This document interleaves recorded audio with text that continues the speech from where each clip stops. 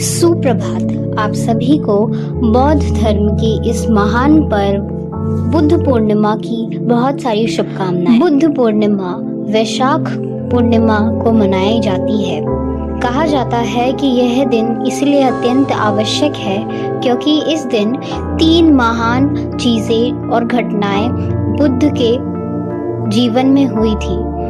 महात्मा बुद्ध का जन्म वैशाख पूर्णिमा के दिन ही हुआ था। को ज्ञान की प्राप्ति भी वैशाख पूर्णिमा के दिन हुई थी। उसके साथ ही महापरिनिर्वाण, जिसे मृत्यु कहा जा सकता है, वो भी उनकी वैशाख पूर्णिमा के दिन ही हुई थी और उसी दिन से उन्हें महात्मा बुद्ध की उपाधि दे दी गई थी। वैसे तो महात्मा बुद्ध कभी पहले ही महात्मा नहीं थे। वह लुम्बिनी के राजा जो नेपाल में स्थित है, उनका जन्म हुआ था। उनके पिता का नाम राजा सुदोधन था और माता का नाम महामाया। तो जन्म के समारोह के दिन कहा जाता है कि एक साधु ने उनका भविष्य भी पढ़ा था। साधु ने भविष्य पढ़ते बताया था कि सिद्धार्थ एक महान पथ प्रदर्शक बनेंगे और उनका भविष्य बहुत ही उज्जवल है। माता का निधन उनके जन्म के 7वें दिन हो गया था। चचेरे भाई देवदत्त के तीर के द्वारा घायल हंस को बचाने के लिए उन्होंने रात दिन एक कर दिया और उसके प्राणों की रक्षा की।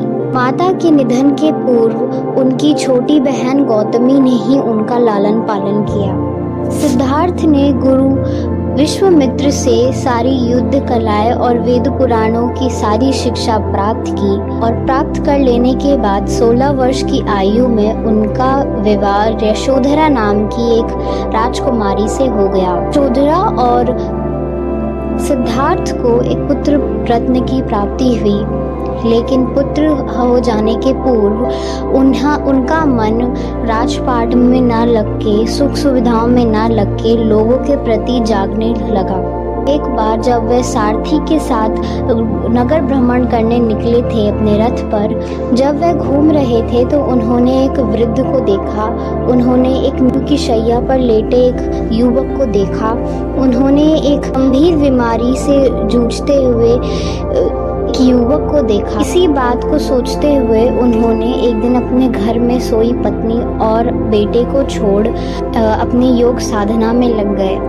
6 वर्षों के भूखे प्यासे रहकर जप तप किया और इसके बाद आखिरकार उन्हें सिद्धि मिल ही गई। जिस वृक्ष के नीचे उन्होंने तप किया था बोध वृक्ष कहा जाने लगा और उस जगह को बोध गया कहा जाने लगा।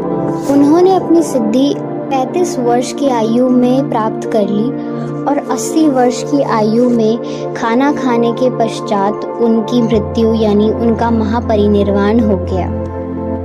यह दिन इसलिए भी बहुत महत्वपूर्ण माना जाता है क्योंकि इस दिन चंद्रमा और रवि अपने अपने उच्च राशि में होते हैं। सूर्य मेष में और चंद्रमा तुला।